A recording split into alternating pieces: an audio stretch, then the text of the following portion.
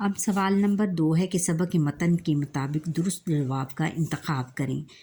الف، قدیم ترین پیشہ زراعت، صنعت، تجارت، دستکاری زراعت ہے، اور ہنر کاری اور دستکاری کو فروغ دیا صنعت کار نے، تاجر نے، کسان نے، انسان نے۔ کس نے؟ انسان نے فروغ دیا۔ اور پھر آگے ہے قدیم اور روایتی طریقوں کی وجہ سے محنت زیادہ اور پھل کم بے حساب میسر آتا ہے، ناقص میسر آتا ہے، کم میسر آتا ہے، زیادہ میسر آتا ہے، کم میسر آتا ہے۔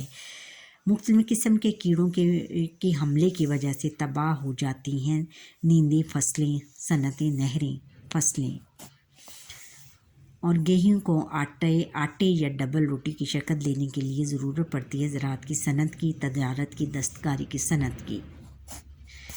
اب اگلا سوال ہے کہ طلباء سے پاکستان کی اہم فصلوں اور پھلوں کی فہرست پر مبنی چارٹ بنوا کر جماعت میں آویزاں کرنے کا کہیں۔ یہ آپ نے اپنی کلاس میں لگانا ہے۔ اگر ٹیچر کہیں آپ کو درست فکروں پر ٹک مارک اور غلط فکروں پر کراس کا نشان لگائیں۔ الف ہے کہ پاکستان ایک ترقی یافتہ ملک ہے، کراس، ترقی پذیر ملک ہے۔ کسی ملک کے لیے زراعت اور صنعت دونوں ضروری ہیں، یس۔ زراعت ایک قدیم پیشہ ہے، یس۔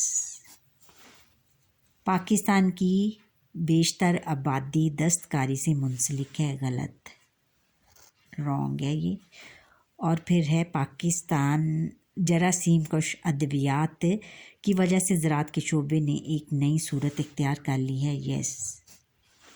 ابھی پڑھا ہے ہم نے۔ پاکستان بنیادی طور پر صنعتی ملک ہے، نو۔